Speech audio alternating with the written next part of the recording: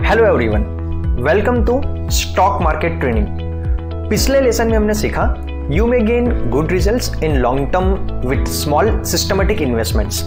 Process is very simple nowadays. Everyone can invest in stock market irrespective of any educational background.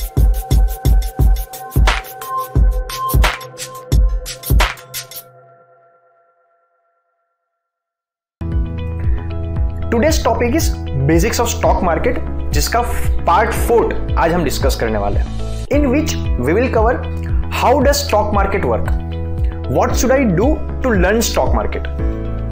तो चलिए समझते हैं how does stock market, या जिसको हम शेयर मार्केट भी बोलते हैं, वो काम कैसे करता है। सबसे पहले समझने की कोशिश कीजिए कि शेयर्स होते क्या है। Let's take example.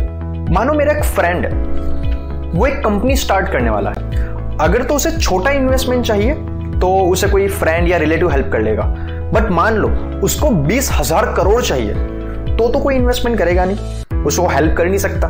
हाँ, मे बी अगर वो अंबानी फैमिली से बिलोंग करता हो तो उसको कोई हेल्प कर सकता है, बट हम में से तो कोई करता नहीं है। तो वो क्या करेगा? वो करेगा, जाएगा लोगों के पास, लोगों को अपना आइडिया बताएगा कि मैं ये बिजनेस स्टार्ट करने वाला हूं, मैं ये प्रोडक्ट बनाने वाला हूं, आप लोग मुझे पैसा दो, मेरे बिजनेस में इन्वेस्ट करो, और उसके बदले के अंदर मैं आपको मेरी कंपनी की हिस्सेदारी दूंगा। इसे कहता है इक्विटी। देखो, हमने यहां पे बहुत ही बेसिक टर्म्स के अंदर बात करी है इसी टॉपिक को, कि कंपनी कैसे लोगों के पास से पैसे रेज करके उनको शेयर्स देती है, वो आने वाले वीडियोस में हम डिटेल में डिस्कस करने वाले हैं। बट अब इतना समझने की कोशिश कीजिए कि आपके पास जिस भी कंपनी का शेयर है, मतलब कि इनडायरेक्टली आपने उस कंपनी की ओनरशिप बाय करी है।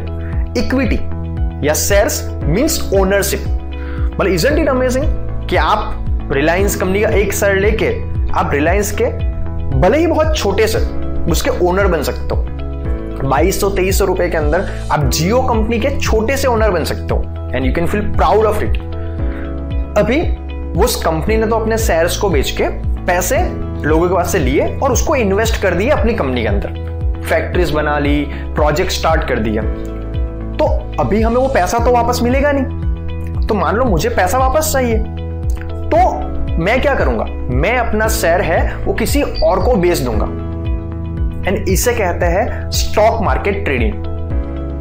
आज स्टॉक मार्केट में क्या होता है कि जितने भी स्टॉक्स अलग अलग कंपनियों के हैं, उसका मार्केट, मतलब कि वहां पे अलग अलग कंपनियों के रिगार्डिंग स्टॉक की ले बेच हो पाएगी। इसे कहते हैं स्टॉक मार्केट ट्रेडिंग। अभी हम ये समझते हैं कि स्टॉक की प्राइस अप डाउन कैसे होती है। तो इसका आंसर मैं इनडायरेक्टली पहले वीडियो में भी दे चुका हूं कि आप जिस कंपनी में इन्वेस्टमेंट कर रहे हो, अगर वो कंपनी ग्रो करेगी तो लोगों को ऐसा लगेगा कि ये कंपनी में मेरी हिस्सेदारी बना के मैं रखूं, या तो मैं उसकी हिस्सेदारी बाई करूं।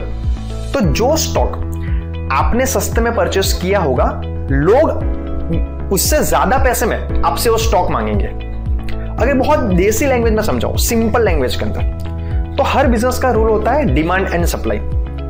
जिसकी डिमांड ज्यादा होगी और सप्लाई कम होगी, उसकी प्राइस बढ़ेगी। जिसकी सप्लाई ज्यादा है लेकिन डिमांड कम है, उसकी प्राइस डाउन जाएगी। चलो एक एग्जांपल से हम समझते हैं। मान लो कोरोना के टाइम की बात करें, तो पहले भी फेस मास्क बनते थे, सैनिटाइजर बनते थे, बट ना लोगों को जरूरत थी ना उसकी अवेयरनेस थी। मान लो मेरी एक मेडिकल शॉप है, मेरे पास 50 फेस मास्क है 20 रुपए के। अभी अचानक से कोरोना आ गया तो लोगों को अचानक से उसकी नीड हो गई, तो मेरी दुकान के सामने 150 लोग आ गए मास्क लेने के लिए, और उन 150 को भी पता है कि इस दुकान के अंदर सिर्फ 50 मास्क ही है, मतलब कि 100 लोगों को तो खाली हाथ ही जाना पड़ेगा। तो जो मास्क मैं पहले 20 रुपए के अंदर बेच रहा था, अगर तो मैं उसको 30 रुपए में भी बेचने जाऊंगा तो लोग ले लेंगे। क्यों? क्योंकि उनको जरूरत है। डिमांड ज्यादा है, डिमांड 150 मास्क की है, सामने सप्लाई सिर्फ 50 मास्क की है, तो मेरी प्राइस ऑटोमेटिक बढ़ सकती है। इससे उल्टा एक एग्जांपल लेके चलते हैं। मान लो मेरी दुकान के अंदर 50 मास्क है और सामने 5 लोग आए मास्क लेने के लिए, तो मैं सबको अगर एक एक मास्क दूंगा, फिर भी से मेरे 5 ही मास्क बिकने वाले हैं। तो मैं क्या करूंगा, आई विल ट्राई कि मैं उस मास्क को डिस्काउंटेड प्राइस पे बेचने की कोशिश करूं, जिससे क्या हो कि मेरे ज्यादा मास्क बिक जाए। यहां पे डिमांड सिर्फ 5 मास्क की है, मेरे पास 50 है, डिमांड 5 है, सप्लाई 50 है, तो मेरे को अपनी प्राइस ऑटोमेटिक डाउन करनी पड़ेगी। देखो मैंने यहां पे आपको बहुत ही सिंपल लैंग्वेज में समझाया है। स्टॉक मार्केट में भी एक्चुअल में ऐसा ही होता है। जिस कंपनी की वैल्यू बढ़ेगी, जिस कंपनी के बारे में लोग पॉजिटिव है, उस कंपनी की ओनरशिप बाय करने के लिए वो लोग ज्यादा पैसे देने को तैयार हो जाएंगे। और जिस कंपनी के बारे में लोग नेगेटिव है, जो कंपनी ग्रोथ नहीं दिखा रही है, वो कंपनी की हिस्सेदारी लोग बेचने को तैयार हो जाएंगे। डिमांड बढ़ेगी तो प्राइस बढ़ेगी, सप्लाई बढ़ेगी तो प्राइस डाउन होगी। The next question, what should I do to learn stock market? सबसे पहली चीज, gain the right knowledge, educate yourself. Knowledge gain करो, कंपनी के फंडामेंटल्स, टेक्निकल एनालिसिस, वो सब तो हम आने वाले वीडियो में डिस्कस करने ही वाले हैं। उसके अलावा स्टडी फेमस इन्वेस्टर्स फिलोसॉफी, जिनमें राधा किशन दमानी, वॉरेन बफेट, रमेश दामानी, रामदेव अग्रवाल, डॉली खन्ना, विजय केडिया, ये कुछ ऐसे लोग हैं कि जिन्होंने स्टॉक मार्केट से करोड़ों अरबों रुपए जनरेट किए हुए हैं। तो उनकी फिलोसॉफीज पढ़िए। Develop your own strategies, read financial news daily, market में क्या चल रहा है, कौन सी न्यूज आ रही है, कौन से रूल्स नए आने वाले हैं। लर्न अबाउट द टूल्स, अलग अलग टूल्स होता है, उसके बारे में सीखिए। Set up a plan. If you are a beginner, start with a small capital. पहले 1-2 महीने स्मॉल कैपिटल से इन्वेस्ट कीजिए एंड धीरे धीरे करके फिर उसको बढ़ाइए। Get practice done. देखो stock market investing pure money making skill है। मैं आपको नॉलेज दे सकता हूं, बट प्रैक्टिस एंड एक्सपीरियंस तो आपको खुद ही लाना पड़ेगा। तो प्रैक्टिस करना बहुत जरूरी है।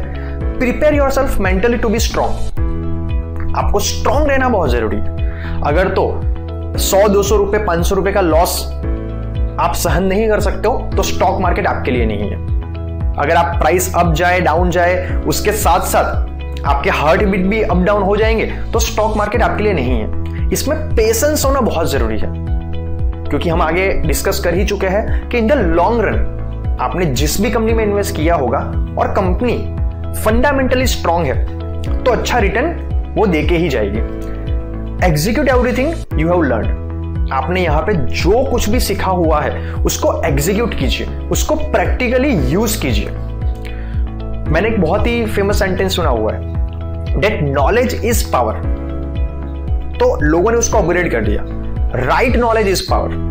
बट मैं ऐसा मानता हूं कि application of right knowledge is actually power. तो आपको उसको अप्लाई करना बहुत ही ज्यादा जरूरी है। किताब भी पढ़िए।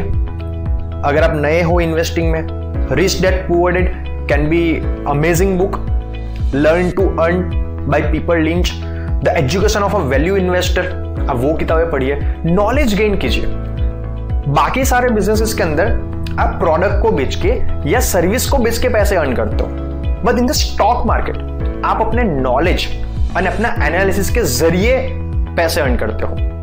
ठीक है, and that is the reason कि यहां पे आप जितना ज्यादा नॉलेज गेन करोगे, आपके प्रॉफिट बनाने के चांस उतने ही ज्यादा बढ़ जाएंगे। तो आज के वीडियो में हमने सीखा stock market works like any other market, simply on demand and supply rule. Learning of stock market is very easy and simple. तो चलिए आज के वीडियो में इतना ही, मिलते हैं नेक्स्ट सेशन के अंदर।